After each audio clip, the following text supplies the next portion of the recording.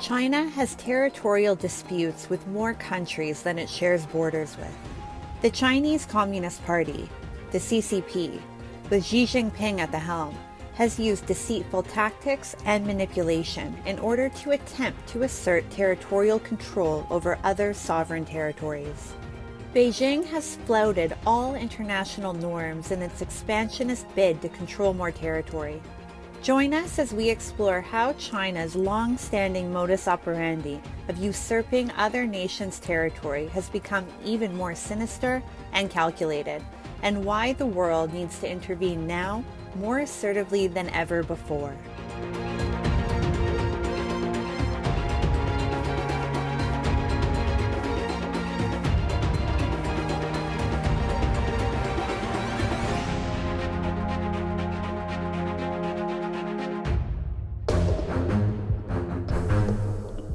A strained Indo-Chinese relationship is witnessing a further plunge, courtesy of China's repeated illegal and provocative campaigns to alter the status quo along the line of actual control, the de facto border between the two nuclear-armed countries. Comically, but equally concerning, China has now staked claims on parts of India's northeastern state of Arunachal Pradesh, arguing that these locations were part of Greater Tibet. A desperate Beijing unilaterally renamed as many as 11 Indian locations, which included names of mountain peaks, rivers, and residential areas.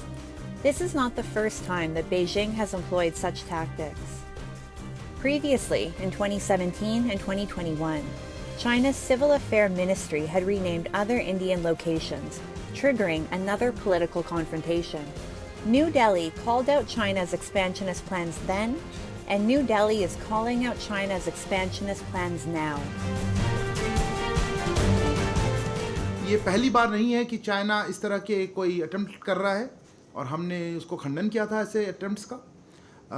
आपने जिक्र किया है अरुणाचल प्रदेश के बारे में। देखिए, उसमें भी हमने कहा था कि अरुणाचल प्रदेश हमारे अभिन्न अंग है भारत का, और ये जो अपने नाम लगाना या फिर अपने इन्वेंटेड नेम्स हमने जो कहा था, उससे जो सिचुएशन है ग्राउंड में वो नहीं बदल सकता और रियलिटी नहीं बदल सकती है। China is aggressively trying to increase its influence in the Indo-Pacific region, which is home to nearly 65% of the world's population. According to the Observer Research Foundation, ORF, China's rise as an economic and military powerhouse has resulted in a tectonic shift in the power balance. ORF research indicates that managing the rise of a tactfully aggressive China will be critical for the safety, security, and stability of the Indo-Pacific. And while the majority of the countries in the Indo-Pacific region are now facing territorial conflicts with China, they find India, Australia, and Japan as emerging power centers who can both challenge and check China's ambitionist and expansionist plans. This region is under threat, which is China's domination. When we compare Asia-Pacific and Indo-Pacific, we can find one feature. Indo-Pacific includes all countries which have the problem with China, especially the border problem. So that's why Indo-Pacific is more easier to identify how to deal with China. Indeed, Quad is a group of the great powers in the Indo-Pacific, except China. So that's why Indo-Pacific and Quad is one set. So to deal with China, this concept is needed. China's expansionist agenda was established in 2013 by President Xi Jinping with the launch of the Belt and Road Initiative, BRI. To date, 147 countries have signed on to BRI projects or indicated an interest in doing so. However, many of these countries are now concerned that China is using BRI funds to gain influence and control, and that they are falling into a debt trap. Beijing's expansionism is not only a threat to its neighbors, but the entire Indo-Pacific region and other countries. India's efforts to contain China will not only benefit India and her citizens, but the broader Indo-Pacific region as well.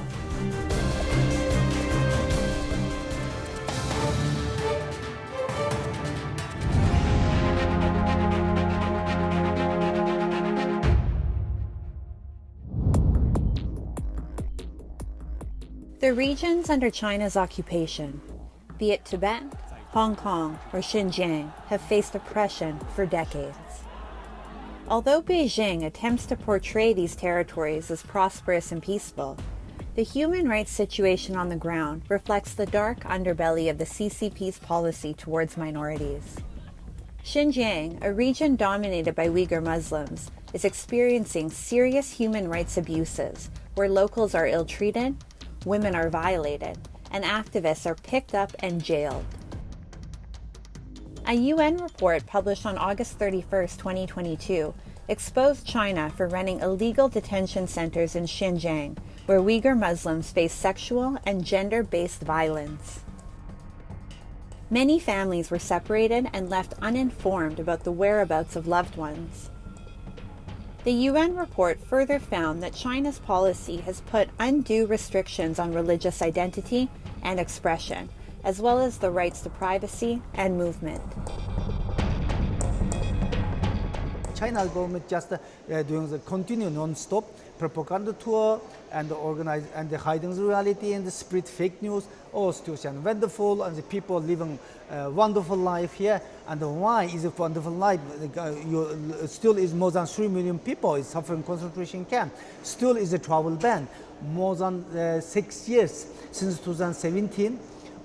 I personally and all my friends and most of some Uyghur community who live in exile is a lost contact with a family member. Why don't open the telephone, internet connection? Why don't you let us to speaking with family member? So I speak is couple of times in Geneva as well, but China no answer for this, but continue denied everything and doing the propaganda.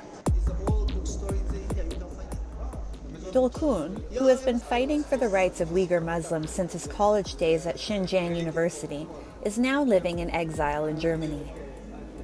He was designated a terrorist by the Chinese government in 2003. At a recently held UN human rights session in Geneva, when Dolkun spoke about the Uyghur rights, he was interrupted by the Chinese diplomats, who later went on to request the UN block him from speaking. Dolkun has expressed disappointment that many Muslim nations at the UN have remained silent over China's atrocities committed on Uyghur Muslims in Xinjiang. Most of some Muslim countries not only silence, even support China. For example, Pakistan, Saudi Arabia, just our country, and support China. Not only today Uyghur Muslims is suffering, and also Chinese Christians are suffering, Tibetan Buddhists are suffering, Falun Gong people are suffering. But Chinese government particularly saying Islam is ideological illness, disaster. It must be eradicated. Xinjiang, which borders Pakistan-occupied Gilgit-Baltistan, is an important link in China's Belt and Road Initiative. The multi-billion-dollar China-Pakistan Economic Corridor, CPEC project, under BRI, starts from Xinjiang, and Beijing has taken all possible steps to ensure that Xinjiang's residents are not ever in a position to challenge its ambitious plans in the region. China has employed brute tactics and oppression to muzzle all forms of dissent and separatist sentiment from the region. A large number of Uyghur Muslims, who are now settled in the West, continue to raise concerns and seek assistance from the international community to confront China and protect their community in Xinjiang.